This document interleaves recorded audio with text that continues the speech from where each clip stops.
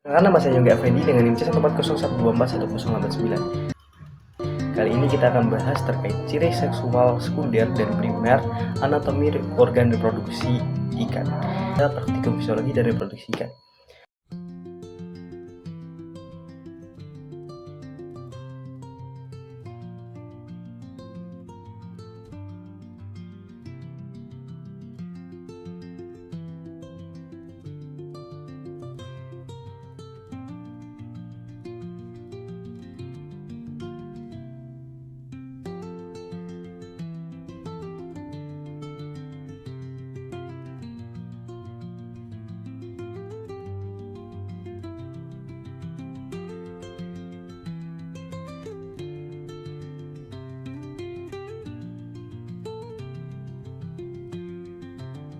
Semuanya, sistem reproduksi pada ikan lele, ikan nila, dan ikan mas secara anatominya memiliki perbedaan morfologi eksternal yang menjadi ciri khas identifikasi jenis kelaminnya. Pada ikan lele, Clarias garipinus, dimorfisme seksual terlihat sangat jelas pada bentuk papila urogenital, di mana untuk jantan memiliki papila yang memanjang ke arah belakang, sedangkan betina memiliki bentuk papila yang bulat oval dan cenderung berwarna kemerahan saat mencapai fase matang gonad. Dari hal itu saya ambil kutipan dari Iswanto et al. 2016. Nah, karakteristik berbeda ditunjukkan oleh ikan nila Oreocomis niloticus, di mana perbedaan anatomi difokuskan pada area genital yang menjadi saluran keluarnya produk reproduksi ataupun telur ataupun sperma yang kualitas dan ukurannya sangat menentukan keberhasilan pemijahan. Menurut Wicaksono et al. 2016. Sementara itu pada ikan mas Cyprinus carpio, manifestasi perkembangan organ reproduksi internal, ovarium dan testis lebih banyak diamati melalui perubahan postur tubuh atau ciri sekunder, di mana ikan mas ikan jantannya lebih besar daripada ikan betinanya. Nah, dengan ditandain betina ditandai dengan bagian perut yang melebar dan lunak karena desakan telur, dengan jantan yang siap memijah akan melakukan cairan sperma berwarna putih susu apabila dilakukan tekanan halus pada bagian abdomen. Nah, hal ini saya ambil dari TSMA et al. 2020 dan sesuai dengan praktikum kami yang telah kami lakukan, di mana dari ketiga ikan tersebut ditunjukkan perbedaan yang signifikan baik dari organ dalam internal maupun secara sekunder di bagian fisiknya, bentuk tubuhnya seperti itu. Nah, teman-teman perlu ketahui pengetahuan mengenai letak, bentuk, serta fungsi organ reproduksi eksternal dan internal mutlak dibutuhkan untuk menghindari kesalahan seleksi induk yang dapat menghambat proses pemijahan, seperti dari penelitian Umaroh et al. 2023.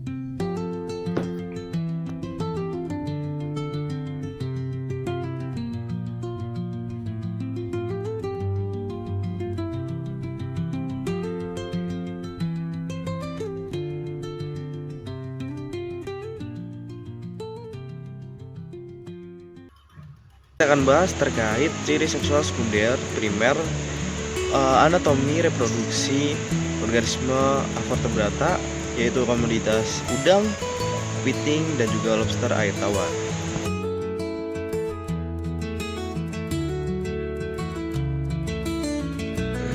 Nah, di sini ada lobster betina, di mana di lobster betina ini dapat kita ketahui adanya karapas, mata, dan antenula di bagian atasnya. Dan juga kita dapat mengetahui juga bagian sisi yang lain, yang dimana ada gonopor, antena, ada kaki renang, juga ada kaki jalan, dan juga ada capit. Gonopor ini sebagai alat reproduksi betina.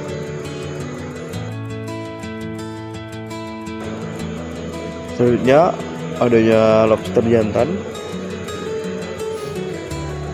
Untuk bagian atasnya sama dengan yang sebelumnya, dimana di lobster jantan ini kita dapat mengetahui untuk alat reproduksinya ada gonopoda. Lalu kita beralih ke bagian udang, teman-teman. Di udang ini ada 3 udang, ini mana 2 jantan, 1 betina. Di jantan ini adanya mata, antena, serta alat reproduksinya Petesma. Ada udang betina yang dimana alat reproduksinya telescope. Terus juga kita beralih ke kepiting teman-teman. Di kepiting ini kita ada dua, ada jantan dan betina. Ini mana kita dapat melihat dari segi bentuknya, kepiting jantan lebih besar dan kepiting betina lebih kecil. Dan juga di bagian sisi abdomennya kita bisa melihat di sisi abdomennya jantan lebih runcing, betina lebih oval. Di sini kita dapat mengetahui di bagian bawahnya dan untuk betina ada gonopor, serta untuk jantan alat reproduksinya ada gonopoda.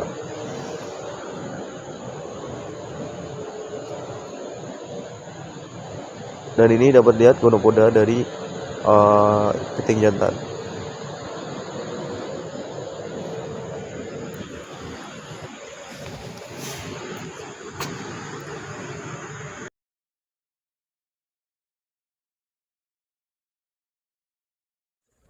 Nah, identifikasi jenis kelamin pada udang windu dilakukan dengan pemenusan petasma pada jantan dan telekom pada betina.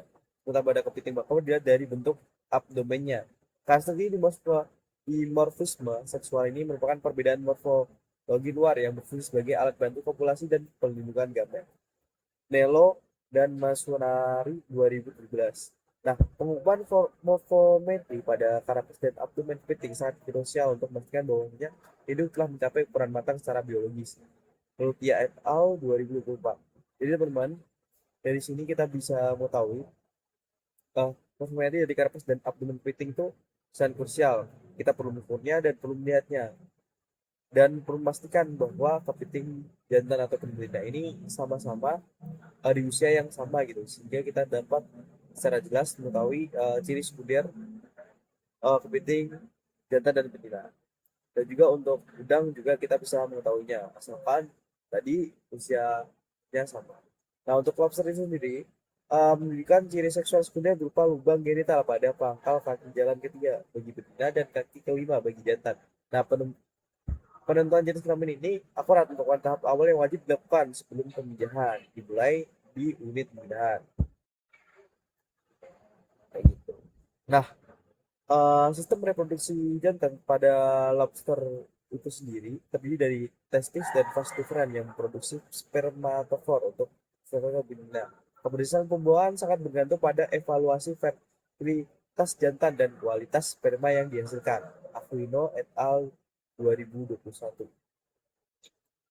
Perbedaan kualitas seluler di dalam ovarium dari udang juga sangat menentukan nih teman-teman di tingkat keberhasilan penetasan telur dan bentuk larva. Ini saya ambil dari Zhang et al. 2024. Nah teman-teman, manajemen produksi yang baik harus didasarkan pada pemahaman anatomi untuk menjamin kualitas benih yang dihasilkan, terutama pada kegiatan pembudidayaan udang, di mana udang menuntut manajemen intensif mulai dari pasokan wadah hingga penanganan induk yang tepat. Iskandar et al. 2022.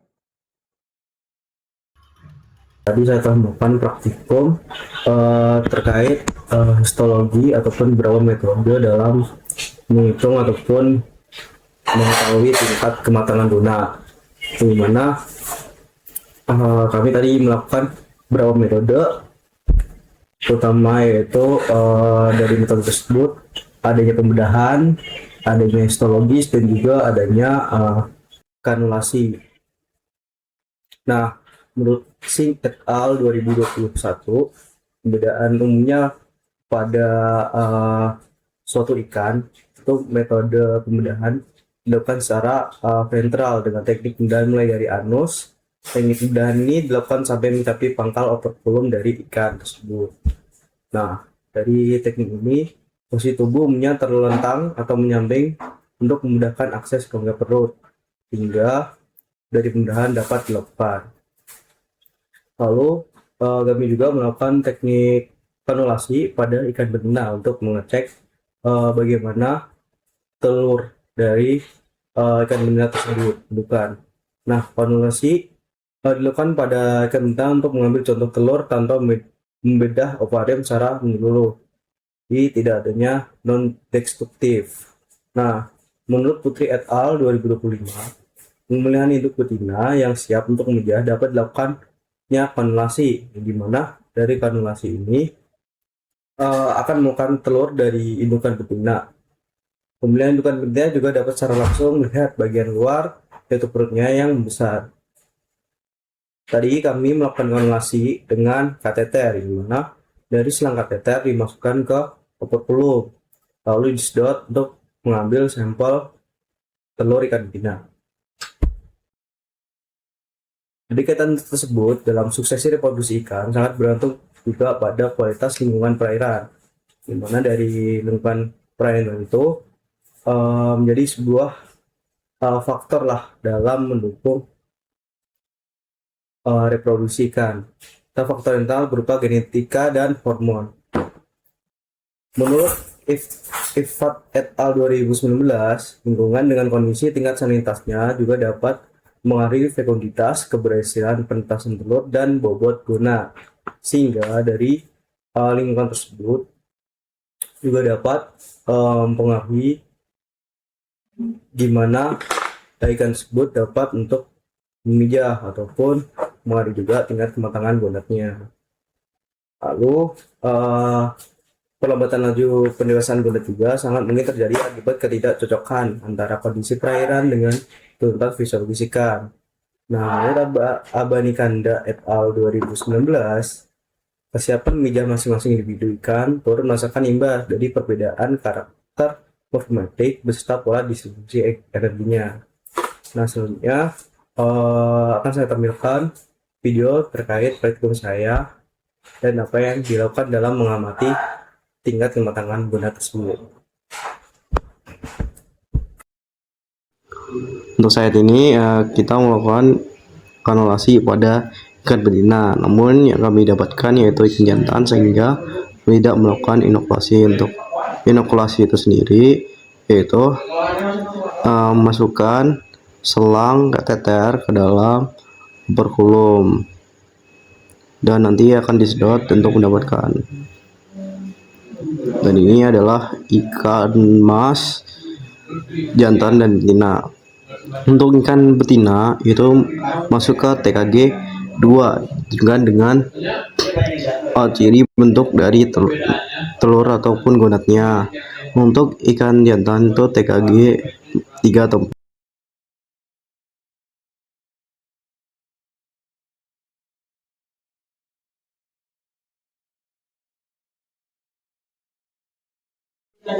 Nah, sekarang ini teman-teman kita masuk ke ikan lele, dimana dari ikan lele ini ada 3, 1 jantan, 2 betina. Untuk jantan itu sendiri masuk ke TKG 1, dimana dapat dilihat dari bentuk gonatnya itu tuh putih bening ataupun transparan. Untuk ikan lele yang di tengah itu termasuk ke TKG 2, dia udah ada bentukan sel telur. Terus untuk ikan lele yang ketiga atau yang paling ujung itu tuh termasuk ke TKG 4 dengan tunjukannya gonat yang siap untuk dipijah, dan itu ada sel telur yang berwarna hijau kehitaman.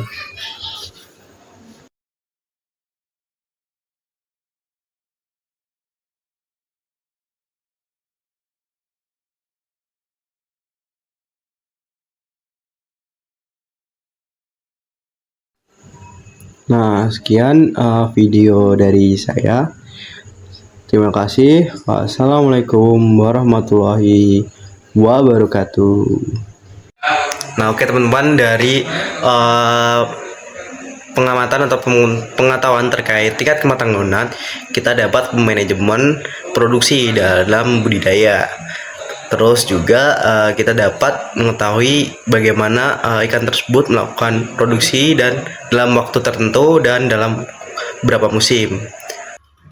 Ini materi di minggu keempat yaitu terkait GSI, yang dimana Gonadosomatic Index dan HSI, ya, bernama Hepatosomatic Index, dan juga ada USG yang dimana ultrasonografi. Nah, kematangan gonat mencerminkan kesiapan biologis induk yang berbanding lurus dengan kemampuan alami untuk memijah secara optimal. Nah, menurut Cahyanti, gonad kematangan gonad itu cerminan dari kesiapan biologis suatu induk, yang dimana hal tersebut berbanding lurus dengan alaminya untuk memijah secara optimal. Nah, perkembangan ovarium dan testis tersebut sangat dipengaruhi oleh fluktuasi parameter eksternal maupun internal seperti suhu, lingkungan, umur ikan, hingga asupan nutrisi. Menurut Buwono et al. 2024. Nah, teman-teman, kualitas nutrisi dari jenis pakan yang dikonsumsi sangat menentukan derajat keunggulan kelenjar gonad dan demi menghasilkan sel gamet bermutu tinggi.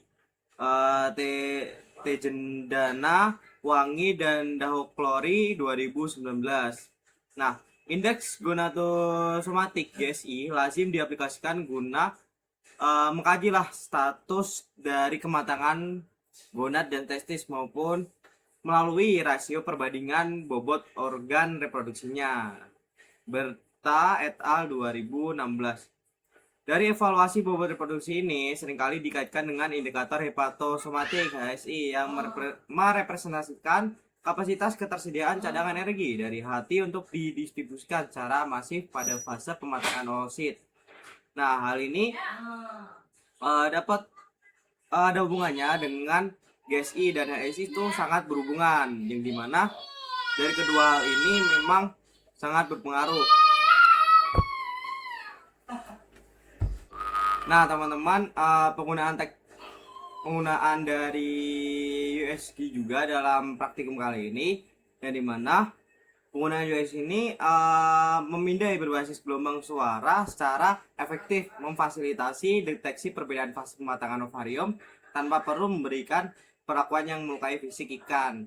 Nguyen et al. 2024. Dari USG ini juga bersifat non-destruktif dan non-invasif. Dan untuk kelemahannya, alat yang digunakan sangat mahal, teman-teman, dan juga untuk kelemahannya itu sendiri kita tidak bisa mengamati secara jelas dari gonadnya.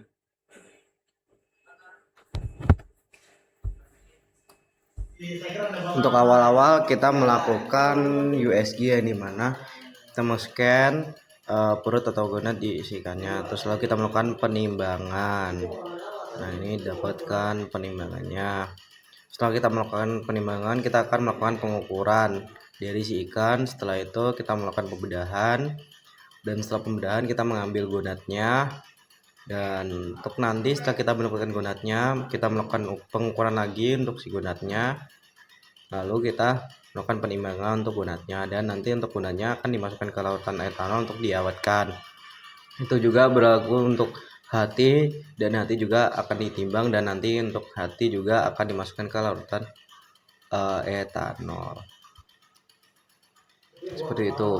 Selanjutnya untuk yang ketiga yaitu adanya penjahitan dari ikannya. Kita melakukan penjahitan ikannya untuk praktek lah penjahitan, jadi supaya kita bisa tahu untuk kedepannya gimana. Kali ini kita akan bahas terkait fekunditas pada ikan lele.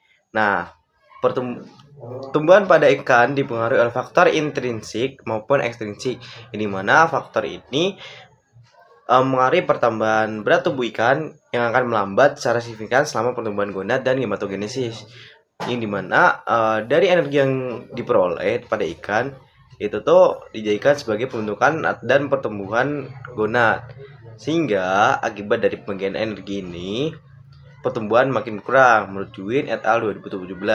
Nah, berkaitan dengan proses ini dikenal istilah fekunditas, yaitu jumlah telur yang dihasilkan oleh indukan dalam satu periode atau dalam jangka waktu tertentu menurut Rumandang et al. 2023.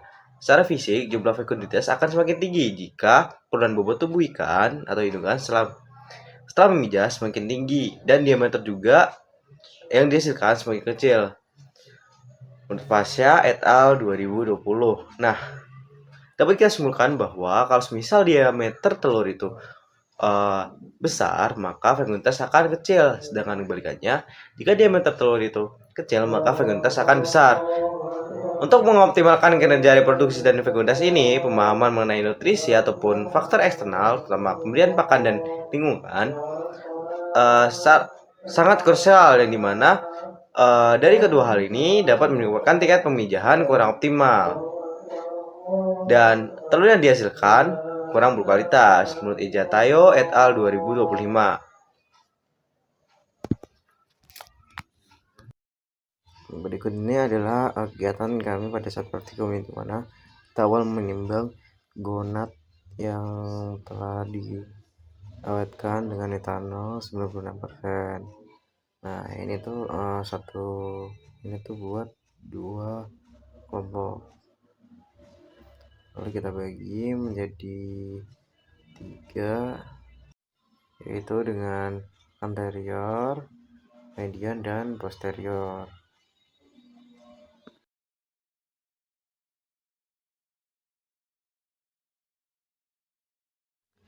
Nah, setelah kita bagi 3, kita akan mengambil telur yang ada di dalamnya. Kita ambil, kita timbang dari ketiga bagian tersebut dengan berat 1 gram.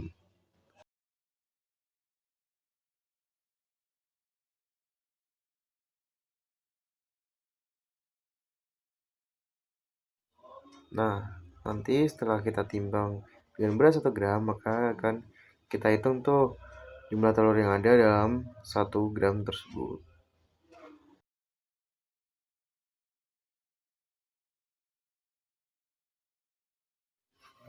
Nah, tidak hanya itu juga, kita akan juga melakukan pengukuran diameter dari telur. Nah, ini kita pisahkan satu persatu.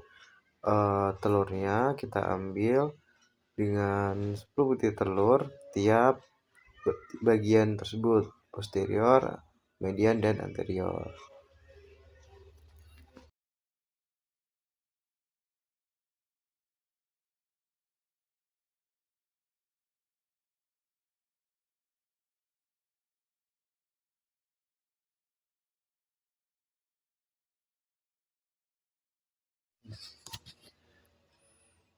Lalu kita melakukan pengukuran di mikroskop trinokular. Kita ukur diameternya baik vertikal ataupun secara horizontal.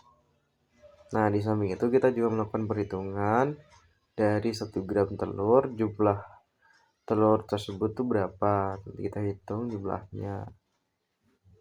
Nah, setelah dari berapa perlakuan tersebut, kita akan masukkan datanya ke Excel.